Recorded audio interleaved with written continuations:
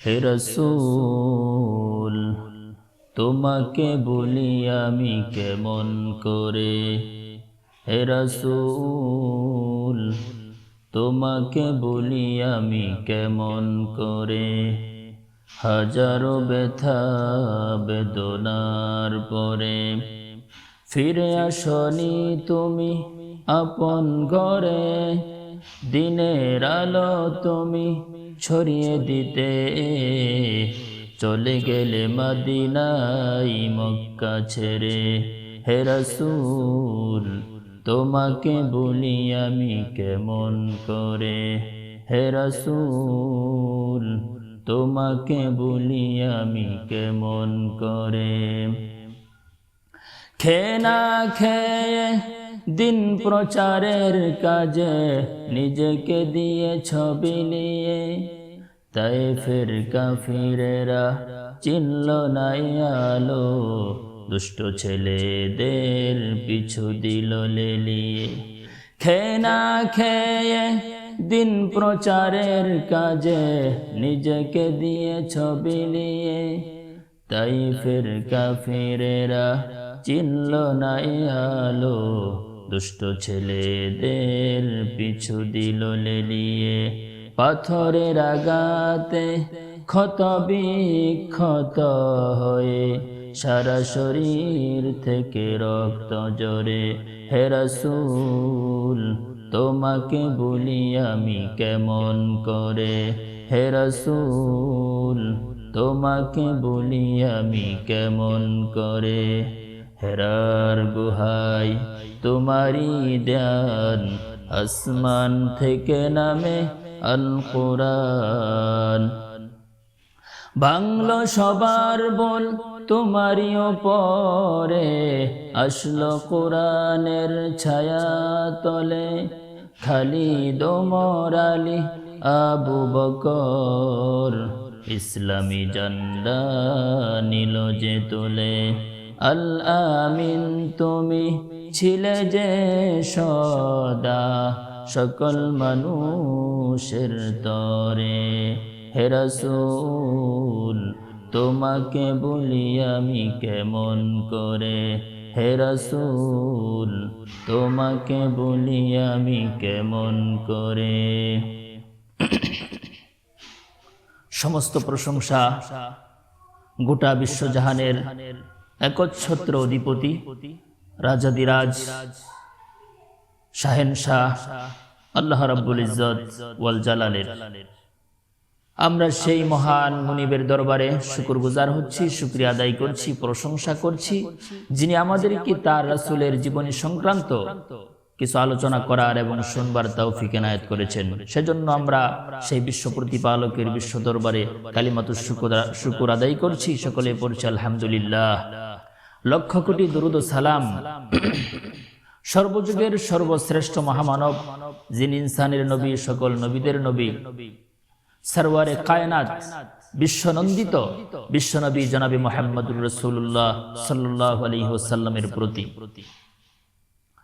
আমার ভাইরাম, এ দুনিয়ায় কোন নেতা নেত্রী, কোন দার্শনিক, কোন পণ্ডিত, কোন শিক্ষাবিদ, কোন রাজনীতিবিদ আজ পর্যন্ত বিশ্বের কোন একটি ভূখণ্ডের 1 ইঞ্চি জমিনে একজন মানুষের জীবনেও তারা তাদের আদর্শ দিয়ে শান্তি দিতে পারে নাই, বরং তারা চূড়ান্ত রূপে ব্যর্থ হয়ে গিয়েছেন পৃথিবীর বুকে শান্তি প্রতিষ্ঠার ক্ষেত্রে। তারা ব্যর্থ হলেন কেন? ব্যর্থতার কারণ হচ্ছে এই সকল মনীষীরা, তারা যে চেষ্টা করেছেন, প্রচেষ্টা করেছেন, আন্দোলন করেছেন, মুভমেন্ট করেছেন, হারাকাত করেছেন, তাদের নিয়ত, তাদের ইন্টেনশনে কোন রকম গরমিল গুজামিল ছিল না। সত্যিকার অর্থেই তারা দুনিয়ার মানুষকে শান্তি দেওয়ার জন্যই চেষ্টা করেছেন। তারপরেও তারা ব্যর্থ হয়েছেন। এই কারণে তাদের সমস্ত চেষ্টা, প্রচেষ্টা, আন্দোলন, মুভমেন্ট, হারাকাত এই সবগুলো ছিল আন্দাজ এবং অনুমান নির্ভর। তাদের মাথার খুলির মধ্যে যে গিলু রয়েছে, শুধুমাত্র সেই গিলুর উপর নির্ভর করে তারা দুনিয়ার মানুষকে শান্তি দেওয়ার জন্য চেষ্টা করেছে। যেহেতু তারা আন্দাজ এবং অনুমান নির্ভর, এটাই হচ্ছে তাদের ব্যর্থতার মূল কারণ। আমার ভাইরা, আল্লাহ রাব্বুল আলামিন সেই সকল নেতা নেত্রী, দার্শনিক, পণ্ডিত, শিক্ষাবিদ, রাজনীতিবিদদের জ্ঞানের ব্যাপারে বলেন, যারা দুনিয়ার মানুষকে শান্তি দেওয়ার জন্য মন মস্তিষ্ক প্রসূত, মন মগজ প্রসূত, খেয়াল খুশিমতো আন্দাজ এবং অনুমান নির্ভর জ্ঞান দিয়ে তারা মতবাদ রচনা করেছে। আল্লাহ রাব্বুল আলামিন তাদের জ্ঞানের ব্যাপারে বলেন, ওয়ামা লাহুম বিহি মিন ইলম ইন ইয়াত্তাবিউনা ইল্লায-যন্ন وَإِنَّ الظَّنَّ لَا يُغْنِي مِنَ الْحَقِّ شَيْئًا। আল্লাহ রাব্বুল আলামিন বলেন, সত্যিকার অর্থে প্রকৃত পক্ষে তাদের কোনো জ্ঞান নাই। তারা আন্দাজ এবং অনুমানের অনুসরণ করে চলে, আর আন্দাজ এবং অনুমানের অনুসরণ কখনোই সত্যের প্রয়োজনকে মেটাতে পারে না। পারে কি? পারে না। আমার ভাইরা, আপনি আন্দাজ এবং অনুমান নির্ভর জ্ঞান দিয়ে ঘন্টার পর ঘন্টা বক্তব্য দিতে পারবেন, ওয়াজ করতে পারবেন, রাজনৈতিক জ্বালাময়ী ভাষণ দিতে পারবেন, গ্রন্থ রচনা করতে পারবেন, বিশ্বকোষ রচনা করতে পারবেন, মতবাদ রচনা করতে পারবেন। কিন্তু আল্লাহ রাব্বুল আলামিন বলেছেন, আন্দাজ এবং অনুমান নির্ভর জ্ঞান দিয়ে একজন মানুষ কখনোই আরেকজন মানুষের ইহকালীন এবং পরকালীন প্রভূত কল্যাণ সাধন করতে পারবে না। ওই সকল নেতানেত্রী, দার্শনিক, পণ্ডিত, শিক্ষাবিদ, রাজনীতিবিদ যারা দুনিয়ার মানুষকে শান্তি দেওয়ার জন্য তারা তাদের মন মস্তিষ্ক প্রসূত, মন মগজ প্রসূত থিওরি দিয়ে তারা দুনিয়ার মানুষকে শান্তি দেওয়ার জন্য মতবাদ রচনা করেছেন। যেহেতু তারা আন্দাজ এবং অনুমান নির্ভর ছিল, এটাই হচ্ছে তাদের ব্যর্থতার মূল কারণ। আমার বন্ধুগণ, এই পৃথিবীতে আরেক শ্রেণীর মানুষ তারা দুনিয়ার মানুষকে শান্তি দেওয়ার জন্য চেষ্টা করেছেন। আমাদের নবী সহ অন্যান্য সকল নবীরা তারা যে দুনিয়ার মানুষকে শান্তি দেওয়ার জন্য চেষ্টা করেছেন, তাদের সেই চেষ্টাটা আন্দাজ এবং অনুমান নির্ভর ছিল না। এজন্যই তারা সফল হয়েছেন। দুনিয়াতে শান্তি প্রতিষ্ঠার ক্ষেত্রে একমাত্র কেবলমাত্র নবী রাসূলগণই হচ্ছেন সফলতম ব্যক্তিত্ব। নবী রাসূলরা যে আন্দাজ এবং অনুমান নির্ভর কোনো কথা বলতেন না, সেটার গ্যারান্টিটা কে দিয়েছেন? স্বয়ং আল্লাহ পাক দিয়েছেন। আল্লাহ রাব্বুল আলামিন বলেন, ওয়ামা ইয়ানতিকু আনিল হাওয়া ইন হুয়া ইল্লা ওয়াহয়ুন ইউহা। আল্লাহ রাব্বুল আলামিন বলেন, আমার নবী মন মস্তিষ্ক প্রসূত, মন মগজ প্রসূত, খেয়াল খুশি মতো আন্দাজ এবং অনুমানের অনুসরণ করে, প্রবৃত্তির অনুসরণ করে তিনি কোনো কথা বলেন না। তিনি যা বলেন সম্পূর্ণটাই ওহীর জ্ঞানের ভিত্তিতে বলেন। এজন্যই নবী এবং রাসূলেরা সফল হয়েছেন। আল্লাহ রাব্বুল আলামিন দুনিয়ার মানুষদেরকে শান্তি দেওয়ার জন্য, মুক্তি দেওয়ার জন্য যুগে যুগে নবী রাসূল এবং পয়গম্বর প্রেরণ করেছেন। আল্লাহ পাক বলেন, ওয়ালিকুল্লি কওমিন হাদ। প্রত্যেক সম্প্রদায়ের জন্য পথ প্রদর্শক রয়েছে, আর এই সকল পথ প্রদর্শকদের দুনিয়াতে আগমনের ধারাবাহিকতায় সবার শেষে যিনি আসলেন তিনি হলেন সবার সেরা বিশ্বনবী, বিশ্বনেতা জনাবি মুহাম্মাদুর রাসূলুল্লাহ সাল্লাল্লাহু আলাইহি ওয়াসাল্লাম। আমার ভাইরা, গোটা মানব গোষ্ঠীর জন্য, গোটা মানব জাতির জন্য আল্লাহ রাব্বুল আলামিন তার প্রিয় হাবিবের জীবনে রেখে দিলেন উত্তম আদর্শ। আর তিনি বলে দিলেন, লাকাদ কানা লাকুম ফি রাসূলিল্লাহি উসওয়াতুন হাসানা। তোমাদের জন্য রয়েছে রাসূলের মধ্যে উত্তম আদর্শ, গোটা পৃথিবীর সকল মানুষের জন্য অনুসরণ করার মতো, অনুকরণ করার মতো অনুপম আদর্শ, উত্তম আদর্শ, সর্বোৎকৃষ্ট আদর্শ, সর্বোত্তম আদর্শ, মহোত্তম আদর্শ রয়েছে রাসূলের জীবনে। আমার ভাইরা, আল্লাহ রাব্বুল আলামিনের এই স্পষ্ট ঘোষণা শোনার পর এখন কেউ যদি মানব রচিত, মানুষের মন মস্তিষ্ক প্রসূত সেই মতবাদগুলোর পিছনে দৌড়ায়, যেমন সাম্যবাদ, পুঁজিবাদ, ধর্মনিরপেক্ষতাবাদ, সমাজতন্ত্র, এই সকল তন্ত্র মন্ত্রের পিছনে যদি মানুষ দৌড়ায়, তাহলে কি আর শান্তি পাবে? পাবে না। যদি শান্তি পেতে হয় তাহলে আমাদেরকে ফিরে আসতে হবে মহানবীজি সাল্লাল্লাহু আলাইহি ওয়াসাল্লামের সেই কালজয়ী আদর্শ ইসলামের পতাকা তলে।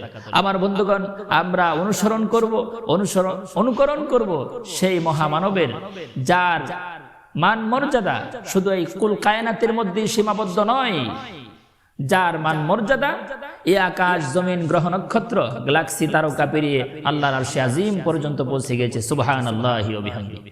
আল্লাহ বলেন, وما أرسلناك إلا كافة للناس بشيرا ونذيرا।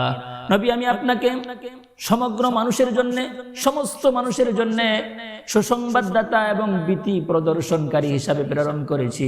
আবার সূরা আম্বিয়ার 107 নম্বর আয়াতে আল্লাহ বলেন, ওয়ামা আরসালনাকা ইল্লা রাহমাতাল লিল আলামিন। নবী হে, আমি আপনাকে গোটা জগতের জন্য রহমত হিসাবে প্রেরণ করেছি। সুবহানাল্লাহ। আমরা সেই রহমতের নবীর জীবনী সম্পর্কে সম্মানিত ভাইরা শুনবো আজকে। বন্ধুগণ, আমরা রহমতের নবীর জীবনী সম্পর্কে আলোচনা করব। রাসূলের শান এবং মান সম্পর্কে আজকে শুনবো। আমার বন্ধুগণ, রাসূলের শান এবং মান আমরা কি বলবো? রাসূলের শান এবং মানের আলোচনা আল্লাহ পাক নিজেই করেছেন। রাসূল এই দুনিয়াতে আগমনের পূর্বেই আল্লাহ পাক তার রাসূলের শান এবং মান আলোচনা করেছেন।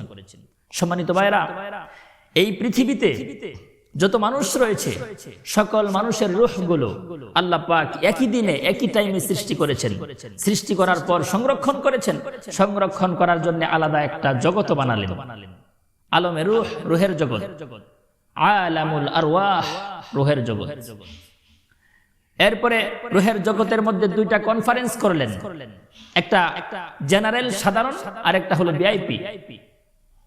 সাধারণ যেটা জেনারেল কনফারেন্সের মধ্যে পৃথিবীর শুরু থেকে শেষ পর্যন্ত সকল মানুষের, সকল ভালো মন্দ সকল মানুষের রূহ ছিল। আল্লাহ রাব্বুল আলামিন সেই কনফারেন্সের মধ্যে তিনি তার জাত, সিফাত, কুদরত, হিকমত বিভিন্ন সাবজেক্টের উপর তিনি লং টাইম পর্যন্ত বক্তব্য দিলেন। এক পর্যায়ে তিনি বললেন, আলাস্তু বিরাব্বিকুম, তাহলে আমি কি তোমাদের রব নই? আলাস্তু বিরাব্বিকুম, আমি কি তোমাদের রব নই? তখন আমরা বলেছিলাম, ক্বালু বালা, আপনি আমাদের রব, আপনি আমাদের সব। তো জেনারেল কনফারেন্সের আলোচ্য বিষয় ছিল রুবুবিয়্যাত ইলাহি, মহান আল্লাহর রুবুবিয়্যাতের স্বীকারোক্তি গ্রহণ করা। এরপরে আল্লাহ রাব্বুল আলামিন সেই সকল অসংখ্য অগণিত রূহ থেকে কিছু রূহ চয়ন করলেন, নির্বাচন করলেন, বাছাই করলেন।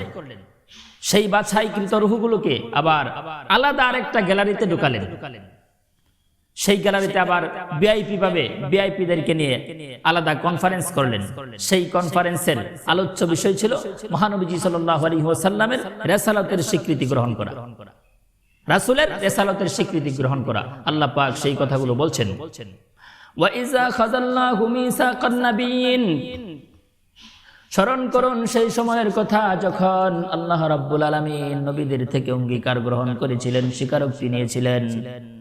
লামা আতাইতুকুম মিন কিতাবিন ওয়া হিকমা, আমি তোমাদেরকে কিতাব দান করব, হিকমত দান করব, তবে শর্ত হলো সুম্মা জাকুম রাসূলুম মুসাদ্দিকুন লিমা মাআকুম, সবশেষে পরিশেষে তোমাদের কাছে একজন রাসূল আসবেন, তোমাদের কাছে যা আছে তার সত্যায়নকারী হিসাবে। তিনি যখন আসবেন, লা তুমিনুন্না বিহি ওয়া লা তানসুরুন্না, অবশ্যই তোমরা তার প্রতি ঈমান আনয়ন করবে এবং তাকে সাহায্য সহযোগিতা করবে।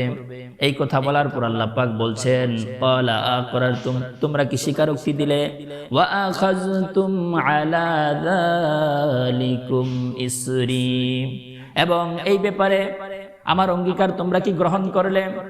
তখন নবী এবং পয়গম্বর এবং রাসূলদের রূহগুলো তারা সমস্বরে বলেছিল, ক্বালু আকরারনা, আমরা প্রতিশ্রুতি গ্রহণ করলাম, আমরা স্বীকারোক্তি দিলাম।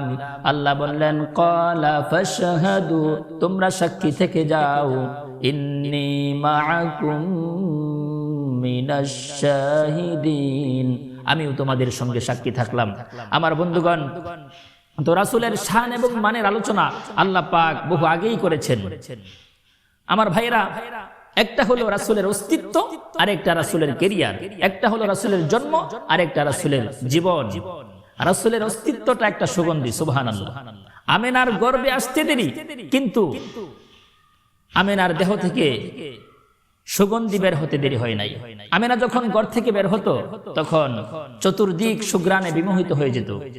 এই জন্য আমেনা ঘর থেকে বের হতে পারতো না, কারণ আরবের একটা প্রচলন ছিল বিধবা নারীরা সুগন্ধি ব্যবহার করতে পারবে না। কিন্তু আমেনা ঘর থেকে বের না হলে কি হবে? সুগন্ধিত কোনো জায়গায় আবদ্ধ করে রাখা যায় না। যখন মক্কার চতুর্দিকে সুগন্ধি ছড়িয়ে পড়লো, সুবাস ছড়িয়ে পড়লো, সুঘ্রাণ ছড়িয়ে পড়লো এবং সকলের নাকে যখন এই সুগন্ধি টাচ করলো, তখন কানাঘোষা শুরু হয়ে গেল যে আব্দুল মুত্তালিবের পুত্রবধূ সে বিধবা, সে সুগন্ধি লাগাই তো লাগাই কি করে, আবার এই সুগন্ধি জগতের সুগন্ধি বলে মনে হয় না তো। এরপর থেকে আব্দুল মুত্তালিব যেদিকেই যেত সেদিকেই মানুষেরা তার দিকে তাকিয়ে থাকতো, কারণ আব্দুল মুত্তালিব ছিল কওমের চেয়ারম্যান, কওমের সর্দার। যেদিকে আব্দুল মুত্তালিব যেত সেদিকেই মানুষেরা তার দিকে তাকিয়ে থাকতো। আবার কেউ কেউ প্রশ্ন করে বসতো যে আব্দুল মুত্তালিব তোমার পুত্রবধূ এই সুগন্ধি কোত্থেকে আনে? আব্দুল মুত্তালিব তার পুত্রবধূকে নিজে জিজ্ঞাসা করতে পারে না, স্ত্রীর মাধ্যমে জিজ্ঞাসা করে, বলে তুমি আমার পুত্রবধূকে বলো সেই সুঘ্রাণ সুগন্ধি কোত্থেকে আনে। সে যখন রাস্তায় বের হয় তখন পুরা মক্কা নগরী সুঘ্রাণে বিমোহিত হয়ে যায়। মানুষেরা আমাকে জিজ্ঞাসা করে, আমাকে ডিস্টার্ব করে, বিরক্ত করে। তখন আব্দুল মুত্তালিবের স্ত্রী বলে, আমি তোমাকে বলবো ভাবছিলাম, আমিনা যখন গোসলখানা থেকে বের হয়, আমি যখন গোসলখানায় ঢুকি, আমার কাছে মনে হয় কে যেন গোসলখানাটাকে সুগন্ধি দ্বারা আবৃত করে রেখেছে। সুবহানাল্লাহ, এত সুগন্ধি। আব্দুল মুত্তালিবের স্ত্রী বলেন, আমি তাকে জিজ্ঞাসা করব কিন্তু লজ্জায় জিজ্ঞাসা করতে পারি না। আরেকটা হলো স্বামীহারা আসে, বড় দুঃখিনী, আমি তাকে কিভাবে জিজ্ঞাসা করি? যাও দুইজন মিলেই জিজ্ঞাসা করি। এবার আব্দুল মুত্তালিব এবং তার স্ত্রী দুইজন মিলে আমিনাকে ডাকলো। বলে, মা, জিজ্ঞাসা করার ছিল না, কিন্তু সমাজের মধ্যে মুখ দেখাইতে পারতেছি না, তোমার দেহ থেকে সুঘ্রাণ কোত্থেকে বের হয়, তুমি কোত্থেকে সুঘ্রাণ আনো, সুগন্ধি আনো, কিভাবে ব্যবহার করো? তখন সঙ্গে সঙ্গে আমিনা সেখানে থুতু নিক্ষেপ করলেন। থুতু নিক্ষেপ করার সঙ্গে সঙ্গে থুতু থেকে সুঘ্রাণ বেরিয়ে পড়লো, সুঘ্রাণে বিমোহিত হয়ে গেল, সুবাস ছড়িয়ে পড়লো। তখন আমিনা তার শাশুড়িকে ডেকে বলে, মা গো, সুঘ্রাণ শুধু আমার শরীরের মধ্যে নয়, সুঘ্রাণ আমার থুতু পর্যন্ত সুঘ্রাণ হয়ে গেছে। সুঘ্রাণ আমার না, সুঘ্রাণ হলো পেটেরটার। আমিনা ডেকে বলে, মাগো, আমি বলতাম না, তোমরা আমাকে বলতে বাধ্য করতেছো। যেই দিন আমার সন্তান আমার গর্ভে এসেছে, সেই দিন আমার ঘরের দেয়ালগুলো পর্যন্ত আমাকে সালাম দিয়েছে। সেই দিন আমার ঘরের প্রত্যেকটা বালুকণা আমাকে সালাম দিয়েছে। এরপর থেকে মাগো আমি ঘর থেকে বের হতে দেরি করি, কিন্তু আকাশের মেঘমালা দৌড়ে এসে আমাকে ছায়া করতে দেরি করে না। আমি উত্তপ্ত বালির উপর পা রাখতে দেরি করি, কিন্তু উত্তপ্ত বালি ঠান্ডা হতে দেরি হয় না। আমি উত্তপ্ত পাথরের উপর পা রাখতে দেরি করি, কিন্তু উত্তপ্ত পাথর ঠান্ডা হতে দেরি হয় না। মাগো, এরপর থেকে আমি যখন ঘরের বাইরে বসে থাকতাম, আকাশের তারকা, আকাশের নক্ষত্ররাজিগুলো আমাকে সালাম দিত। মাগো, এখানেই শেষ নয়, যেই দিন আমার সন্তান আমার গর্ভে এসেছে, সেই দিন 12 জন রাসূল এসে আমাকে সালাম দিয়েছে এবং 3 জন মহিয়সী নারী এসে আমার গলায় মালা পরিয়ে দিয়েছে। 3 জন মহিয়সী নারী হলেন হযরতে ঈসা আলাইহিস সালামের মা মারিয়াম, হযরত মুসা আলাইহিস সালামের বোন কুলসুম এবং আল্লাহ পাকের একজন প্রিয় বান্দি হযরতে আসিয়া আলাইহিস সালাম। এই 3 জন মহিয়সী নারী এসে তারা আমাকে মালা পরিয়ে দিয়েছে এবং বলেছে, আমিনা, তোমার গর্ভে দুজাহানের বাদশা চলে এসেছে। মাগো, এরপর থেকে বালতির মধ্যে দড়ি লাগিয়ে কূপ থেকে পানি তোলার আর প্রয়োজন আমার হয় না। আমি কূপের কাছে যেতে দেরি করি, কিন্তু কূপের পানি উপরে উঠতে দেরি করে না। আর কলকল শব্দ করে পানি যেন বলতে থাকে, আমিনা, তুই কেন আসলি? তোর গর্ভে দুজাহানের বাদশা রাহমাতাল লিল আলামিন চলে এসেছে, তুই হুকুম করলেই তো আমরা তোর বাড়িতে চলে যেতাম। মাগো, তুমি মক্কার মেয়েদেরকে জিজ্ঞাসা করো।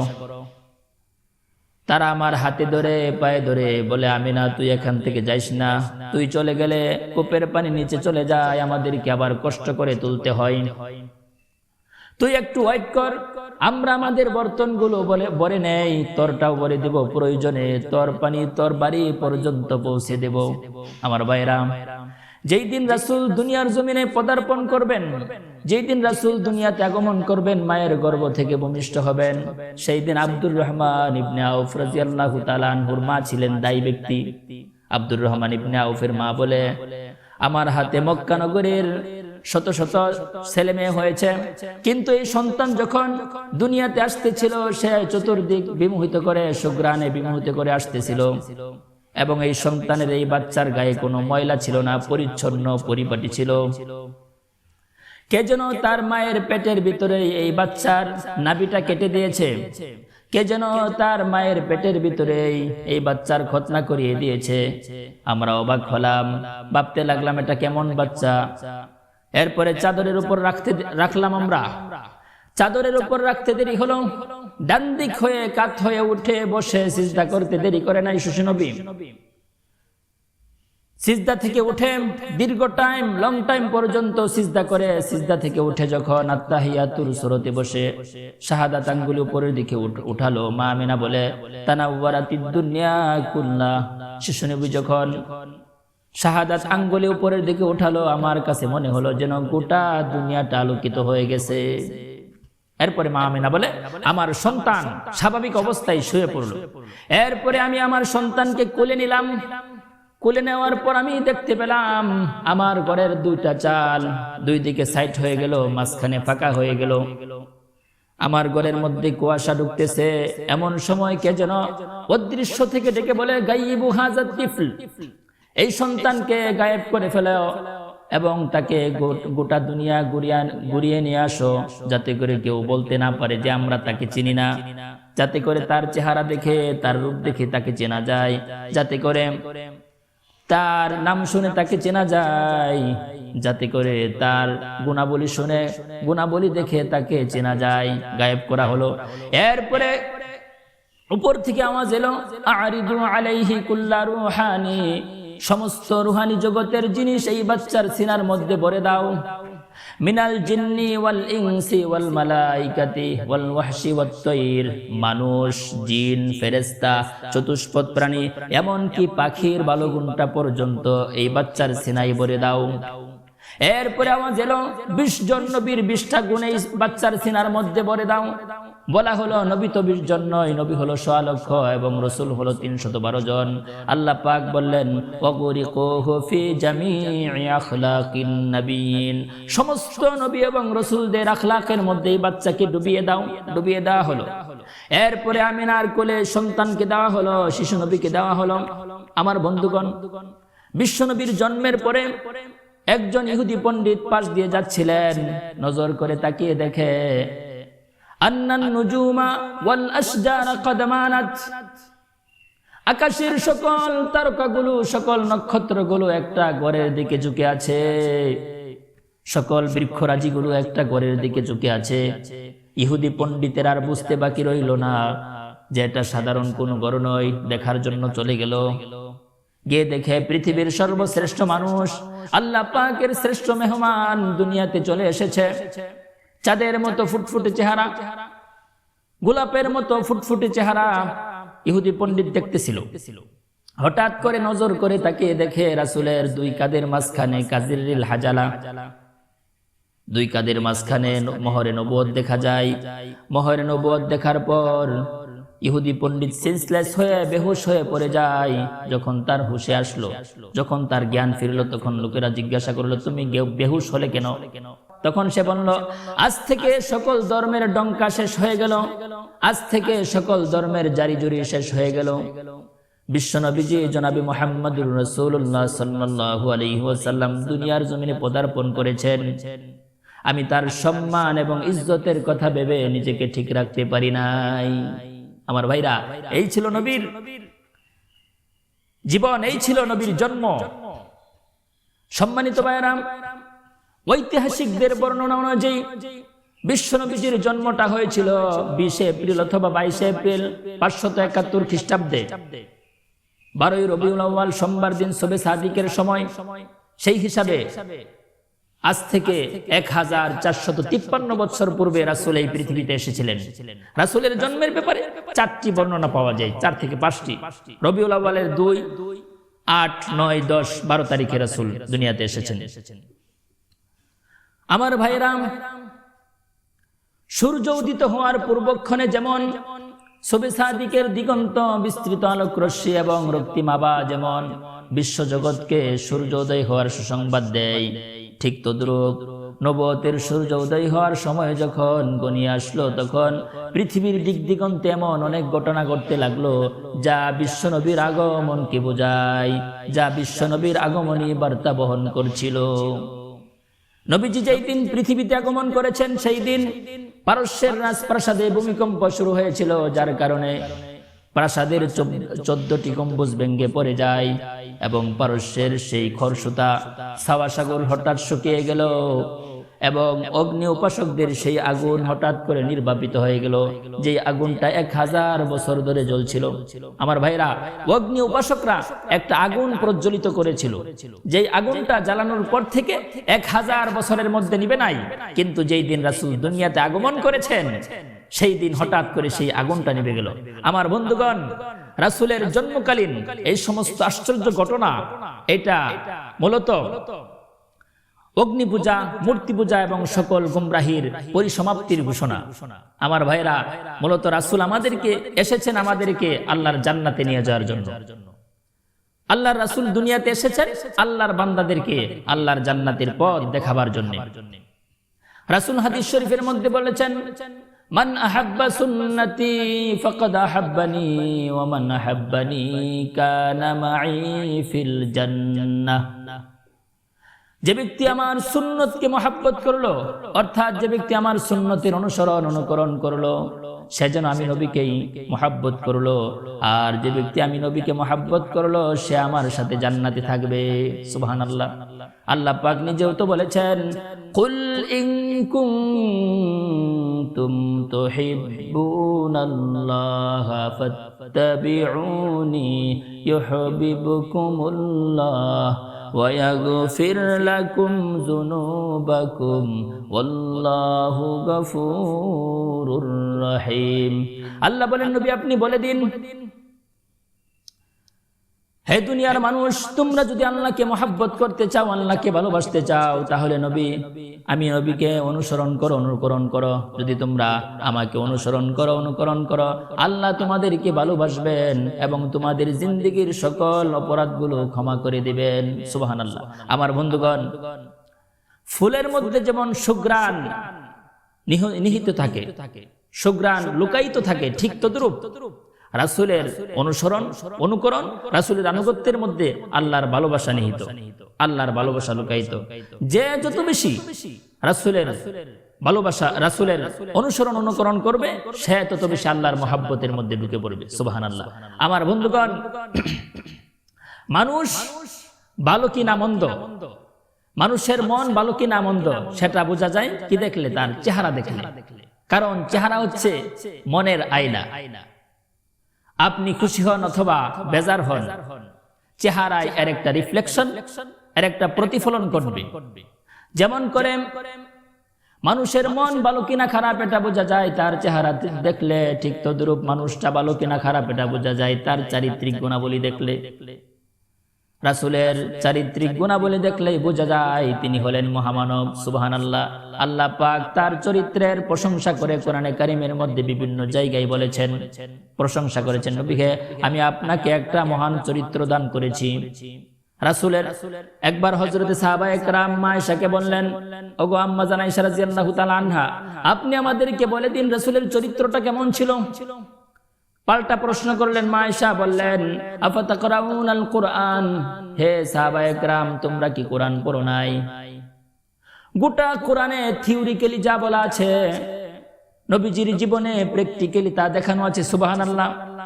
এজন্য মা আয়েশা বলতেন, কেউ যদি জীবন্ত কোরআন দেখতে চায় সে যেন বিশ্ব নবীর দিকে তাকিয়ে দেখে। সুবহানাল্লাহ।